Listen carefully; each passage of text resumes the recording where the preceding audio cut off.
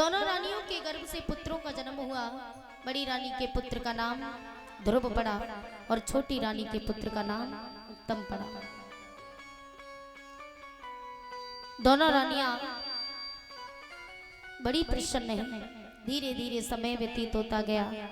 ध्रुव जी 5 वर्ष के हुए तो एक दिन उत्तम भैया ध्रुव के पास में पहुंचे और ध्रुव जी से कहा कि भैया आज खेल खेलने के लिए चलते हैं।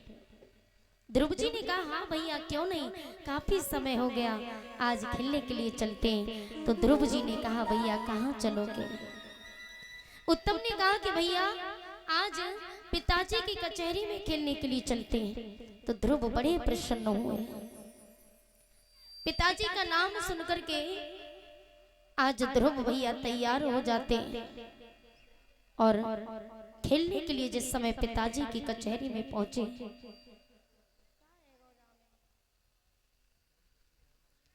जैसे ही पिताजी की कचहरी में पहुंचे तो महाराज उत्तानपाद ने ध्रुव जी को आते हुए देखा। उत्तानपाद को बड़ी खुशी हुई। उत्तानपाद ने ध्रुव जी को अपनी गोदी में बिठा लिया।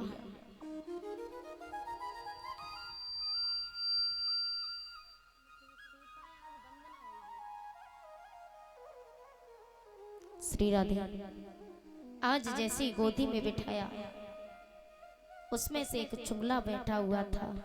मंत्री दौड़ा दौड़ा सुरुचि के पास में गया और जाकर के कहा कि हे रानी आप यहाँ बैठी हो, लेकिन आपकी सौतन का पुत्र आपके पति की गोद में बैठा है। ये सुरुचि को सहन नहीं हुआ और सुरुचि दौड़ी दौड़ी महलों में जाती है। कचहरी में जाकर के महाराज उत्तानपाद की गोदी में बैठे हुए ध्रुव को देखा तो क्रोध में आ गई और ध्रुव जी का हाथ पकड़ करके एकदम से धक्का मार दिया और कहा कि यदि इस गोदी में बैठना है तो गोद में बैठने के लिए न बस न प्रत्यय धृष्टयम भवान रोड मरहते। आज जिस समय सुरुचि ने देखा तो सुरुचि कहने लगी न वत्स न प्रत्यय दृष्टियम भवान रोड मरहते।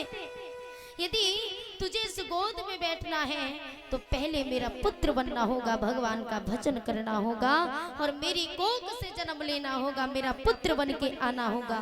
तो ध्रुव जी ने जैसी ये बात सुनी तो ध्रुव जी को ये शब्द चुप जाते हैं। ध्रुव जी को ये बात लग जाती है। ध्रुव जी कहने लगे इसका मतलब ये है कि मेरी माँ अभागिन है। आज ध्रुव जी रोते रोते अपनी मैया के पास में पहुंचे और मैया ने पुत्र को रोता हुआ देखा तो माँ अपने पुत्र से कहने लगी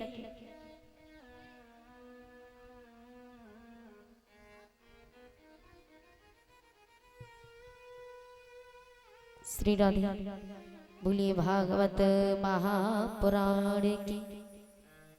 आज सुरुचि ध्रुव जी से कहने लगी पुत्र क्या बात है, आज तेरी आंखों में ये आंसू क्यों है? ध्रुव को रोता हुआ देखा तो मैया एकदम से पछाड़ खा करके गिर गई। मैंने अपने पुत्र की आंखों में आंसू आज तक नहीं देखे, लेकिन आज मेरा पुत्र रो रहा है। बार बार पूछने लगे लाला क्या बात है, अच्छा भला तो तू यहाँ से गया था। तो ध्रुव जी कहने लगे माँ मैं जब पिताजी की कचहरी में गया तो पिताजी ने मुझे अपनी गोदी में बिठा लिया, लेकिन माँ आज रो रो करके ध्रुव जी अपनी माँ से कहते हैं कि माँ कि रोए रोए कहे ध्रुव महाराज मैया मोहे मौसी ने मारो। रोए रोए कहे ध्रुव महाराज मैया मोहे मौसी ने मारो। रोए रोए कहे ध्रुव महाराज मैया मोहे मौसी ने मारो। रोए रोए कहे ध्रुव महाराज मैया मोहे मौसी ने मारो।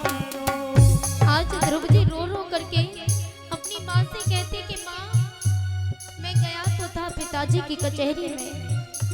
लेकिन वहां मौसी आई तो मौसी ने देखा हम खेले दो भैया, तो है सच बताऊं मेरी मैया। खेले दो भैया, तोहे सच बताऊं मेरी मैया। हम खेले दो भैया, तो है सच बताऊं मेरी मैया। हम खेले दो भैया, तोहे सच बताऊं मेरी मैया। की बोलियो पिता ने गोद मैया, मोए मौसी ने मारो। रोए रोए हे दुर्ब महाराज मैया, मोए मौसी ने मारो।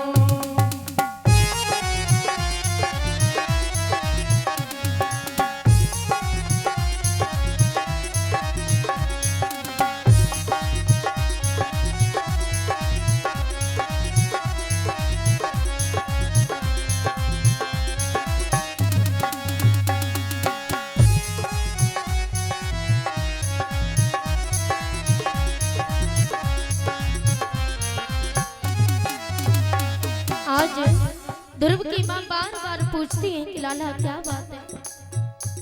ध्रुव ने कहा कि माँ, हम दोनों भाई जब पिताजी की कचहरी में खेलने के लिए गए, पिताजी ने मुझे गोदी में बिठा लिया, लेकिन वहाँ मौसी आई तो मौसी ने मेरा हाथ पकड़ा। माँ, मुझे दुख इस बात का नहीं कि मौसी ने मुझे धक्का मारा, मुझे सबसे बड़ा दुख है तो सिर्फ इस बात का कि पिताजी वहाँ बैठे बैठे देखते रहे। पिताजी ने एक शब्द माँ से नहीं कहा। मौसी ने धक्का दियो, मेरे पिता ने कछु नहीं कियो।